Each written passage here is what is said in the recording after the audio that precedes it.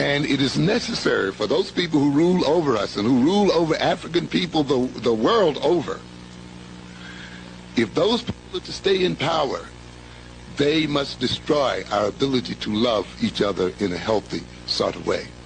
This is why...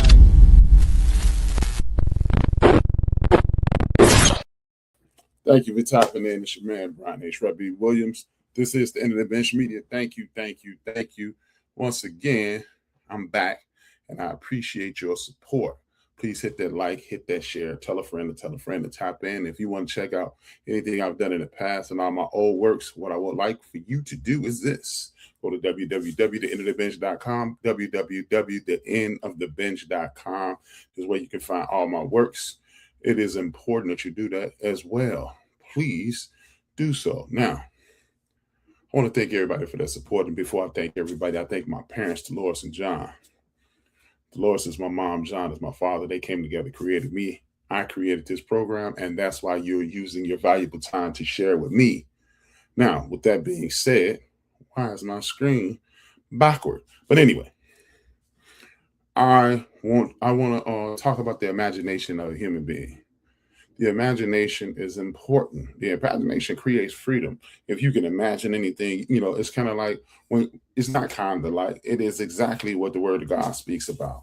When you're speaking about God, it speaks about creativity, imagination, things that you can create. You can speak things into existence. You can't do those things without imagination.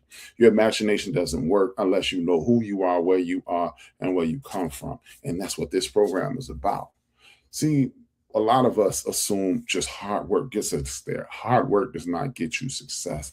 And it is you have to basically, again, imagine what success is. What is success to you? Your successes are not my successes. So I can't determine your failure. Only you can determine your success or failure. And a lot of times in the social media age, we use social media, and I'm going to speak on that in a little while. And it gauges our happenings, what's going on in our lives and what we're doing. And what we need to do is stop allowing other people to dictate that to us, because only we know what's best for us. Can you get advice from people? Of course you can. Can you learn from other people's experiences? Of course you can. But when you're talking about creating a utopic or a euphoric world for yourself, only you can imagine that. And that's why I chose the topic imagination today. When we're speaking about our imaginations, we need to put ourselves in positions to whereas only we can determine what our success or failure is in our world. The road to freedom. How do you get to freedom? The road to freedom is an African tradition, as you see in the right-hand corner, called Sankofa. And when you speak about Sankofa, what you get is it's an African practice that says you must know where you come from, to know where you are, to know where you're going. And then what you want to do is to know where you come from. And these things are we're kept out of the light in regards to where we come from. When you speak about our ancestry, people speak about death, dismay, slavery, and things of that nature. But again, that's just a small piece of what we come from. I like to use this analogy of the clock. Use the clock. If the time in which we've spent on this planet and the time we've spent in the United States, we wouldn't even get past 3 after the hour. And that's how much time has been in this world. But we can just exclusively talk about our community or your community in these United States. If you're not a working class individual, if you're a working class individual, it doesn't make a difference what culture you talk about. And as I say on every episode, I'm speaking directly to my community.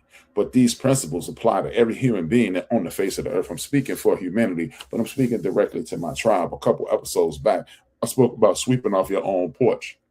When I speak to my community, I'm sweeping off my porch and making sure everything is clean on my behalf. And when we make everything sure and make sure everything is clean on our behalf, then we can't ask for anything, or we can venture out and assist. But if our porch is filthy, we can't talk about assisting. Now, back to the point. You must understand where you come from. You come from people who have been through things that are unimaginable. These things are unimaginable. They're things that your grandparents and my grandparents and uncles and aunts and our elders have been through. but we still smile. We still enjoy successes. We still put ourselves in positions to be successful. We still raise our children properly. Our parents go through things and we go through things.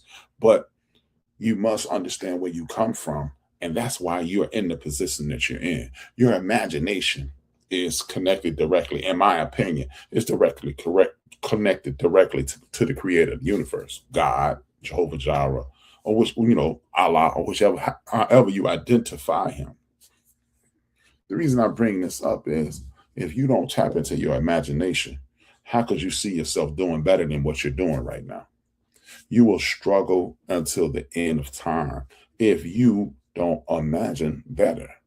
If you've never seen better, if you've never thought better, how could you imagine better? You have to open the doors to see what's behind you, see the successes that people that look like you and people that look like me have accomplished, and not just entrepreneurial successes. I'm talking about academic successes, the doctors, the lawyers, the engineers. Then we can't go into the entrepreneur, the corner store owner, the person who opened their own used car lot. There are millions upon millions. The landowner, the farmer who has been, the farm has been in his family 6-10 generations. Since the emancipation, your family has owned a gigantic plot of land and you cultivated and developed it and made an awesome living doing that. Ranchers, cowboys, nurses, and things of that nature. See, when you understand what's behind you, even though you face an arduous task of getting past a government that's doing you no favors, when you're dealing with police using Gestapo tactics, when you're using when you're looking at discriminatory practices at your place of employment, or you're dealing with a supervisor or department supervisor, department manager, or district manager who's just not seeing you. All those things tell you is when you look in the past and you look at your path, you'll see that in your path there have been obstacles that far exceeds the ones that you're facing currently. And then you can understand, hey, if they did it, somehow they did it. And if they did it, then that means I can do it. If you look at just the raw history of our ancestry, if our ancestors found a way to be enslaved and stripped from their personality, stripped from their languages, stripped from their families, stripped from their culture, and they still saw a way to escape and found ways to freedom, thousands upon them. Enslavement revolts. People who've purchased their way out of slavery, and they had to imagine those things because they listened to their elders, or they knew if they were first generation enslaved African. They knew it was a better situation. They didn't even know how to get back, but they knew where they were at night. They would have able to close their eyes and imagine freedom. If you've never seen freedom, that means you have to use what God gave you. Again, it all ties, that's why it's called God is community. It all ties into the creator because the creator will give you the means if you allow it. See, everybody, well, God didn't do this. Well, God actually did a lot for our enslaved ancestors, but they refused to imagine. They put themselves in a box. They put themselves in a situation and not knowing why they were where they were and accepted that box and got comfortable in that box. And they were afraid of not being here. You have people saying, hey, well, every time we try, something slows us down, something stops us, something upends our way. But that's called life. You look at nature. Trees grow up out of the ground, and then sometimes it's a storm and it leans the tree over, then the tree comes back and becomes stronger. Animals lose their homes and then they rebuild those homes. That's part of the process. At my church, the pastor consistently says, trust the process. The process is you're going to face turmoil. You're going to face dejection. You're going to face things that you never even assume you should or want to face. But then you must, again, use what God gave you, your imagination. Your imagination will take you to places that you've never even thought about. Do you think someone never thought about them being on the moon? They never thought that even something as we know to be now insane as being on the sun. People thought about traveling across what we know as the Atlantic Ocean. Did you know at one point Africa and South America touched before the Great Divide, and it created the Atlantic Ocean? You have to understand these things. Before a comet hit what we know as Siberia and tilted Earth on its axis, it has been documented that the North and South Pole were not frigid wastelands. See, you have to imagine getting there. A black man imagine his way to get to the North and the South Pole, and he did it. Black people imagined their way into coming across that ocean, and they came. The Moors were here first. The Moors traveled all around the world. No matter where you go on the face of the earth, you see people with African ancestry. You have to be able to imagine what's on the other side of the horizon. Is it something at the horizon? If you don't imagine, you don't leave your county, you don't leave your neighborhood. You had to imagine what was down the street. See, that's why you have success. Your imagination takes you from where you are, makes you look back at what you have and imagine, hey, if I have $5 here, over there, I may be able to get 10. And that's what makes you take that trek. Go, Forrest Wheatley, go west, young man. That's why people explored the great Northwest, California gold rush.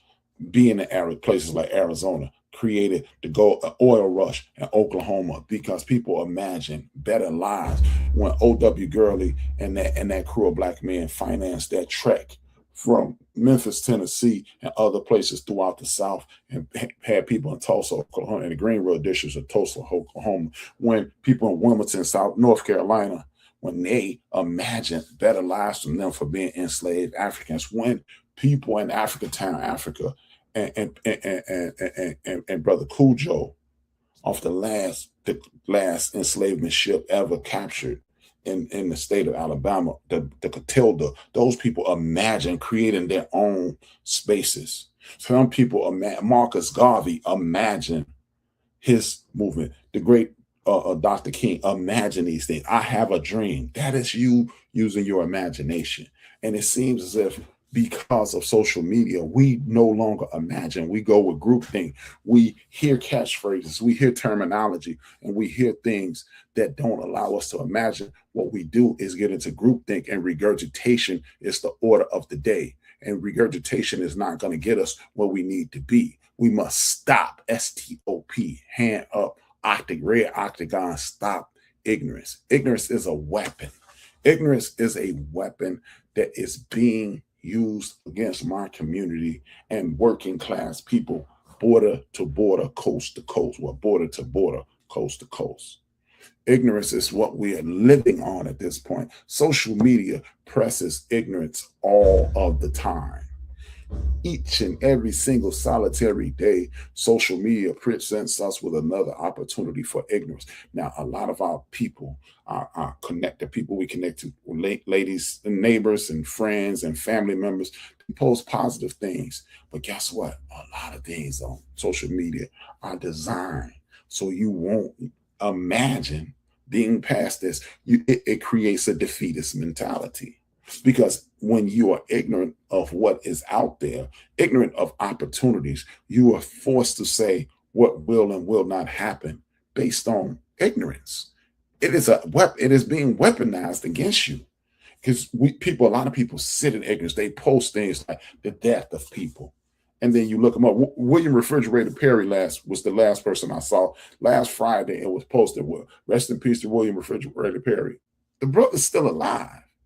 The ignorance that it will take to look at something and not Google it and not look for a major media outlet. Don't go to NFL.com, go to USA Today, go to CNN, just Google his name. But because we have become lazy and we have allowed ignorance to be our friends, then at that point, in that moment, ignorance has us captured. Ignorance has us captured. Social media does not want you to think. It wants to think for you. And people have accepted it as a way of life. And it's not a way of life. It is a horrible way to live when you are allowing people to determine how you see your life, how you see the world, and create a defeatist attitude, and it creates a judgmental life as well, because you see a lot of people on social media who are swimming in ignorance, and then they get one piece of information, and instead of sharing that information, what they do is pontificate. They wag their finger at you for not knowing what they know. But even the great Malcolm X said, don't ridicule someone for what they don't know, because it wasn't long ago you didn't know what you know. And people need to literally understand that. It wasn't that long ago that even if you have accurate information, that you didn't know that you didn't have that accurate information. That information didn't do you any good because it wasn't in your face. So when you have it and I don't, you're not better than me because you're not ignorant at this point, because you're ignorant in other areas. Guess what? I have no idea how to rod a toilet. I'm not a plumber at all. I'm not an electrician. I don't know anything about electrical engineering. I know about other things. I am well versed in a myriad of things, but because I'm ignorant in this does not make me better than you. If your English, if your academic acumen is better than mine, if your grammar and punctuation is better than mine, that doesn't make you smarter than me. That means you're more astute in that area. You may not be well versed. You may not be able to articulate your opinions as fluidly as I am. And because I can, that does not make me better. That means this is my gift and that's yours. And what we need to do is stop looking down our noses on social media, creating a divisive relationship between each other because you have a different point of view. And a lot of people, because they're living on the ignorance of social media, can't explain their point of view. So if you're believing the things that are given to you and believe in taking them as truth and never engaging in the facts, you are even more ignorant than the person who you're looking down your nose to. See, social media is designed to create groupthink. And if you doubt it, look at the way, if you're watching this program and you're not part of my community, look at the way you look at people who view the world the way I view it. He's a dreamer. That'll never happen. And then when you ask that person, based on what? Well, it just will never happen. What are you basing it on? And then they go to the familiar, like me. I believe my community. They go to the familiar points. For example, I have a euphoric idea that my people can break free of the chains of ignorance and create a nation inside of a nation in which we are the rising tide and we will lift all boats. But we must come together, work together, build together, expand together, and then we'll be able to help each and every person on this planet. And if you doubt it, all you have to do is look at history. The civil rights movement did not only help my community. Dr. Martin Luther King Jr. was speaking for his people. The great Malcolm X speaking for his people. Megan Wiley Everett's, rest in peace to all three of them. They were speaking for their communities. But those benefits reached out to the women's suffrage movement, help women get their rights, had at one point had total autonomy over their body, had it so women can get bank accounts without their father, without their brother, without another or their husband, not another man having to do it. It encouraged women to become, Black women especially, become the most educated group of women in the United States of America. These things benefited everybody from the Latino community, the Asian community, the Jewish community, the European community, and all forms of Asians, Africans, and help African people and other people migrate to the United States. And from where they were from their purview, it was better opportunities over here. So they were allowed to come over here. And that was because we came together. So and created opportunities with the civil rights movement. The civil rights movement is not a Black movement. It is a movement created by Black people for civil rights, short for civilian rights. But a lot of people think it was a black thing. And see, when I speak like this, I still have people in my life who are close to me. Oh, you just can't talk about black people. Well, I think that is, again, a point of ignorance. Because if my house isn't clean, if me and my lady and our children are not secure, how can I go down the street and say, hey, Phyllis, let me help you, my sister? I can't do that. If I can't go, I can't go next door and say, Lavisa Hall, one of my older neighbors, rest in peace to Lavisa. You need to get you need to clean your house. And when you clean in your house, that would be the black community.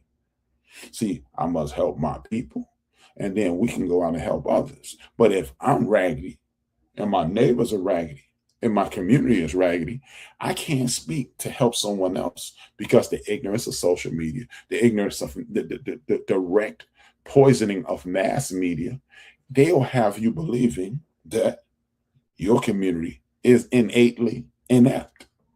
And that's a lie. They make you believe we're lazy. The people, look at the ignorance of this. The propaganda behind the black community being lazy was created by people who captured black people, bought black people, swindled other black people into trading with them, brought those people over here and beat them into submission until they can get them to do the work for them. And you watch the news each and every day. And so you see, you have been duped into believing the very worst things you see on social media. See, look at these young black kids. They're foolish. They're horrible. But that's not always the case. And that's not the case because I know people like Monique. She's an educator. And I see her interact with these young people, and they are all engaging with her. And she's uplifting them all. And they're not giving you pushback, and they're not acting a fool. They get age appropriate pushback. And that's what you do when you're a young person, because you don't know, again, you are ignorant to how the world works. So you're trying to figure things out. Again, that's the beauty in the youth of the world. They never give up. They don't lose their imagination unless we allow them to. They don't lose their imagination unless we force it out of them. But then they'll still fall back on it. You wonder how some people survive living on the street. You wonder how some people survive cancer. You wonder some people survive other ailments. You wonder how some people survive accidents and things of that nature. You survive accidents and things of that nature because one truth prevails. If you can imagine it, it can happen. Now, let's not get ridiculous. There's always somebody on the ridiculous side of the conversation. And they say, well, you can't, and then they want to present it as a joke because they don't have the capacity to imagine. But when you see things in front of you, you have to visualize that and project it. The ignorance is not knowing that you can project yourself into the success of it, because things like social media, mass media, communal negative communication with negative people in your community. It took me a long time to get that out of my mouth.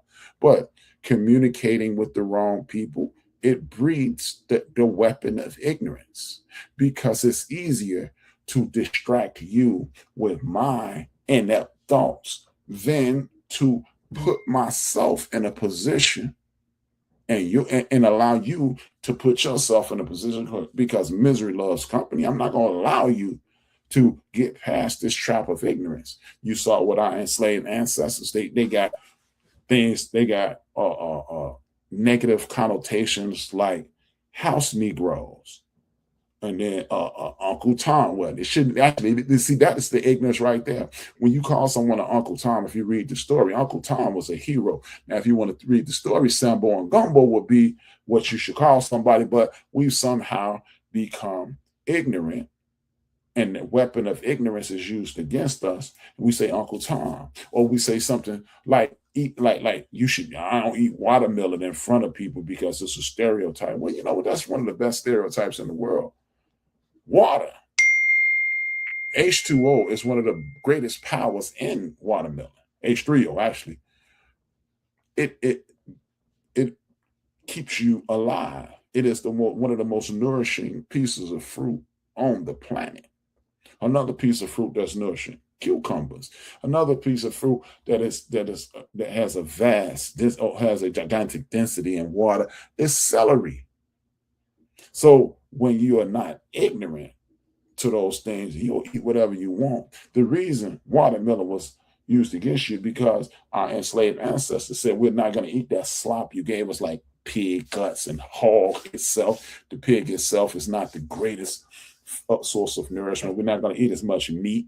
And then they start eating a lot of vegetables and watermelon in that hot sun to keep you refreshed.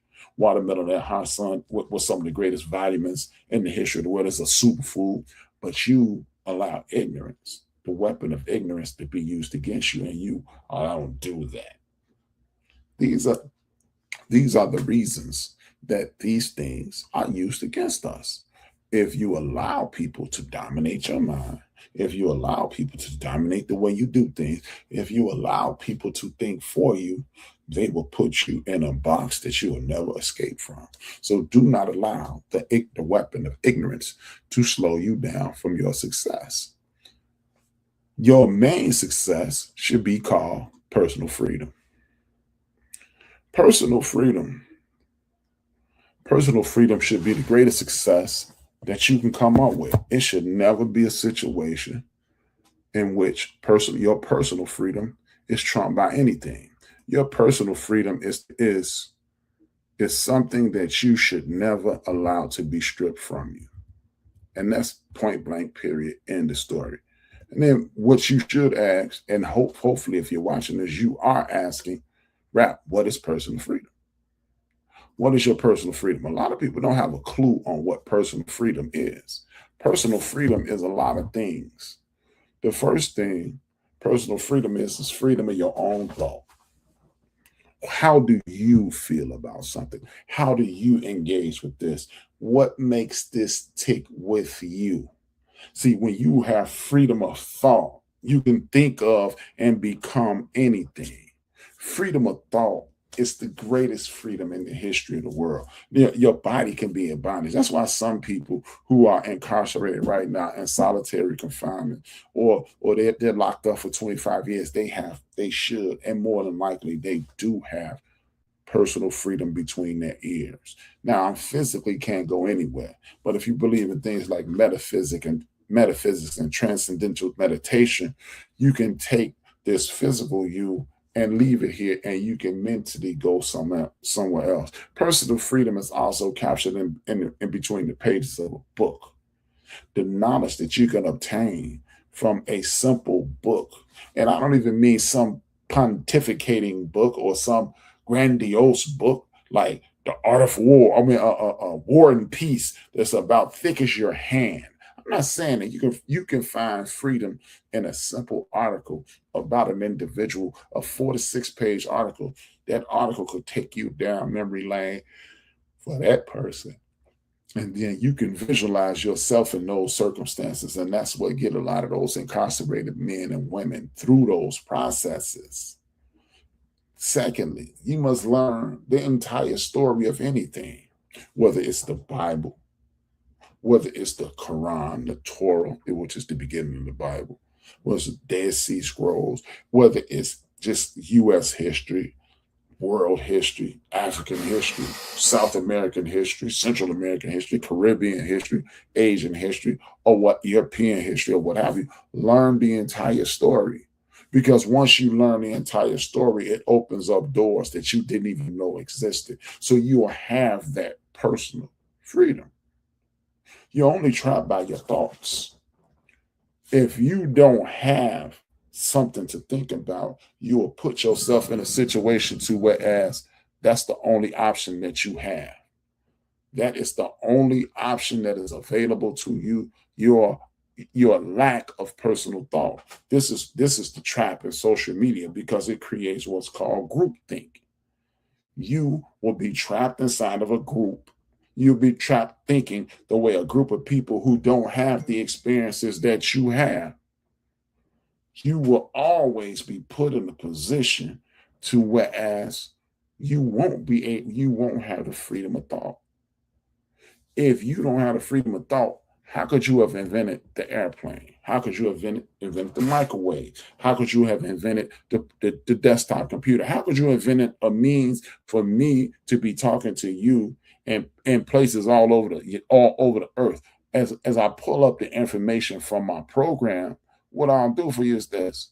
If I didn't have the freedom of thought, my audience extends to just a second. I'm gonna pull it up. And this is just, I'm actually freestyling with this portion of conversation. I have other things to talk about, but I'm talking about the geography of just simply my program. If I allow to just allow someone else to think for me, how could I even imagine being seen in the United Kingdom, Canada, South Africa, Austria, Germany, the Netherlands, Jamaica, Nigeria, Jamaica, and India? Those are just a few of the places that are witnessing what I'm doing currently. Without the freedom of my own thoughts, this doesn't happen. Without the freedom of my own thoughts, I am not talking to you about your imagination. I imagine this. I'm talking to Monique, and all she said was imagination. And bam, I came up with this entire dissertation because I had the freedom of thought to understand that a lot of people are not using their imagination. A lot of people are trapped inside of a world that was created by other people. You were trapped inside of a world with people that says that'll never happen. Look at what's wrong with you. You can't do this. Every single solitary person in the history of the world that has created, invented, imagined, or dreamed of something, it was someone on the other side of the table telling them what would not happen. Do you really believe that people who invented the airplane, there was somebody saying, yeah, you'll be able to fly to Europe. Go right ahead. Go. I know you can make it. No, it didn't happen that way. I'm old enough to remember the fact that a phone call cost $1 trillion. I want you better get off my phone. You're running up my phone bill. Just a simple phone call. Now you can talk to people unlimited time as long as you want anywhere in the world. A long distance phone call being free. I can remember a long distance phone call was a thing. If someone called you outside of Chicago, Illinois, and they were calling you from New York City, they calling you from Los Angeles, California, they calling you from Tuskegee, Alabama, they calling you from Detroit, Michigan, they even call you from Dayton, Ohio. It was an event that you had to stop all you were doing. You could be in the middle of a job interview where they wasn't doing job interviews then, but you're going to be in the midst of something extremely important. If someone called from long distance, you terminated the call. But someone imagine a cellular phone, being able to walk around with this thing in your hand. I'm old enough to remember when most of us can say, hey, it was one yellow phone in the house, in the kitchen with a long cord attached to it, or a phone in your living room with the rotary, a rotary phone. Now we have phones without even buttons on them. So if you're trapped, understand, don't be trapped in your own thoughts. Understand, whatever you think, if you can only count to 10, what do you get when you multiply 10 by 2? Now you're already to 20 without even saying 11, 12, 13, 14, 15, 16, 17, 18, 19, and 20. You have to be able to imagine these things. You have to allow your experiences in life to teach you that life is not what you see. This is only the beginning of life, what you see. Understand, as I used to tell my children on a regular basis, you are the only person who hasn't been, whatever their age was, I would add a number. You're the only person in this conversation that hasn't been 13. You're the only person in this conversation that hasn't been 16. You're the only person in this conversation that hasn't been 21. Because your life experiences will teach you. And just think about this. If you are 50 years old, when you think you know a lot, and think about the thought processes that you had when you were 45. 45. You think, oh, I would have never done that again when you're 50. So just imagine how much life experience you've gained between today and the time you became, when you were 25. From 50 to 25, you're not even the same person. This is why you must imagine a greater tomorrow. This is why you must imagine a greater Friday. This is why you need to imagine a greater end of the month. You need to imagine a greater May. You need to definitely imagine a greater September, the end of September, hell, September 28th. You need to imagine these things, because when you imagine those things, it gives you something to strive for. And we're striving for freedom, and we're striving for new ideas and strive for new experiences. It only enhances your life. See, if you can't imagine these days, if you can't imagine these months, if you can't imagine these years, you are in effect a slave. You see that chain right there? That chain is never broken because that chain is around your mind. A lot of people get trapped in their mind. They think the best that they can do is what they're doing now. Understand, if you are making $1 million a day, you can never imagine making $365 million a year. That was insane. You don't have to imagine more money.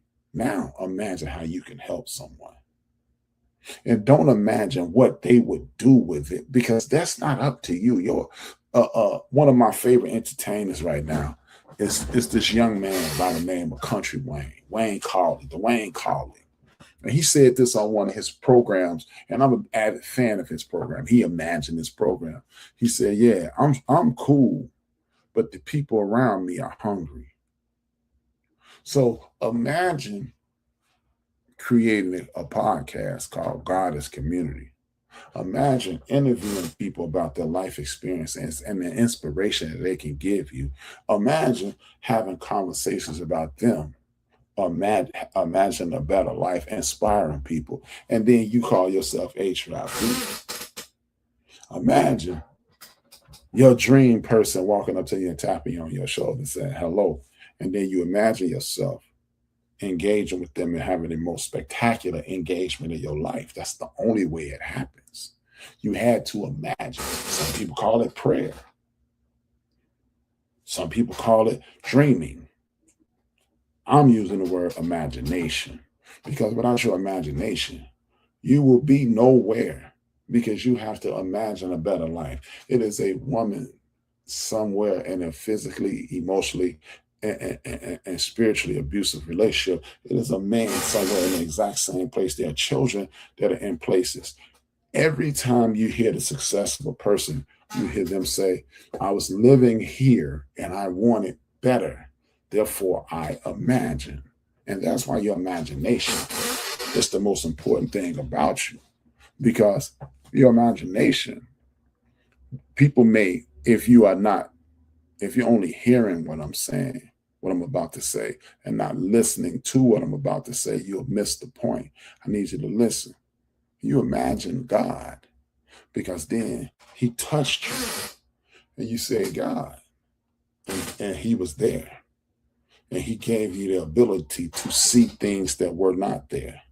That's how a lot of, like with me, in 1992, December 22nd to be exact, I was told, I have your child on the way. I imagined what my son, BJ, looked like in that moment. And he looked exactly like I thought he would look. And this, in March of 1997, I got the same information, and I imagined what my daughter would look like, and she looked exactly how I want. And I imagined what my significant other would be like, and bam, there it is. See, God is not imaginary, but He gives you your imagination, and imagination is just an image in which you're created of, in which you manifest. And if you can manifest images, and God is those images, your imagination, you imagine for God. So you don't imagine. That's why when you hear the word of God, he say the thought of a sin is equivalent to the sin, because God is working through you, whether what you do, because you can manifest anything. God gives you the ability to create. Even Jesus said in Matthew, "I will give you the ability to do things even greater than I have." So if Jesus is letting you know, if you imagine, God has told you what you say, life and death is in the tongue. The book tells you about your imagination at all times. The book tells you about the falsehoods that'll be presented to you at all times, but you must see past those things. And if you do, then you will be met with personal freedom. You'll be met with personal freedom. And when you get personal freedom, you'll have spiritual freedom. You have spiritual freedom, you have freedom to be happy, freedom to be rich, freedom to be successful, freedom to have a family, freedom to have love, freedom to help people. And when you help people, you don't help people. The freedom to help is not to give help with the attachment of doing with what I'm blessing you with, what I think you should do with it. Hey, I imagine a day that I'll be able to help millions of people. What they do with their help is up to them. I'm just doing what my God told me to do, and that's help. And that's why I do this program, because I want to help my people be in a better position, because we innately have the ability to help others. If you don't understand that, we were enslaved at one point in this country, and we were inventing things to make life better. We were enslaved at one point in this country. This brother by the name of John Horse, a person who was born to an enslaved mother by a landowner who raped his mother and created him and made him a free man at that point. And he went down to Florida and connected with the Seminole Indians and fought off President Andrew Jackson to the point where they had to separate him from them. But he innately went to help. He also helped the people who identified as Mexican people and helped them fight off that same government, the Davy Crockett's and the Remember the Alamo, that was spearheaded by a John Horse-led regime. Because we help, we don't hurt, we don't have a destructive spirit. You see remnants of us throughout the world. So once we return to the greatness that God created for us, using our imagination and putting us in a position of success, so we can only win, and we can only inspire, and we can only develop. At that point, our imagination puts us in a position of honor, respect, joy, which is a reflection of what God created us for. And with that being said, I want to thank you guys. I need everybody to hit like. I need everybody to hit. I need you to hit like. I need you to share this with people. I need you to tell a friend, subscribe if you haven't. It's important. It helps the movement.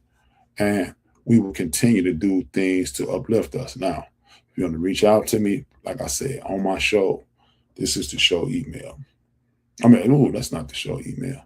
This is the show email. I don't even have it anymore. theendofthebench.com @gmail.com. theendofthebench@gmail.com. There it is. Hey, see, I imagined it and it's there. With that being said, I want to thank you guys for tapping in. It's important that you do so every week. Continue to do it every time you see my work. You put it on your page, and you watch it, you comment, you like, you share, and tell a friend to tell a friend. If you haven't seen, you want to see more of my work, go to www.theendofthebench.com, www.theendofthebench.com. It's a pretty cool website. Thank you. Thank you for the subscription. Thank you for your attention. And thank you for continuing your day. Have a wonderful day. I am HRAP-B, and this is the end of the program. I keep hitting and making people think I'm running out of time. I don't run out of time. I just say 2 fingers, 1 word, and I am out. Stop name-calling one another. Stop cursing one another. Stop gossiping about one another. Stop squabbling with one another. Stop being discourteous and disrespectful to one another. Stop fighting one another. Stop killing one another. Stop using and selling drugs to one another. Stop throwing down trash where black people have to live, work, and play. Did I say stop stealing, stop robbing? Now, as I said, the pressure of the white supremacy dynamic that forces black people to think negatively about themselves and set up negative environmental conditions will produce these negative behaviors. You see, but that's just like somebody putting you in check from the other side of the board. So you have to learn the tactics and strategies, the behavioral tactics and strategies, do you see, that will stop that from happening. So you're constantly on the offensive and the defense about preserving or evolving and developing a very positive image and concept.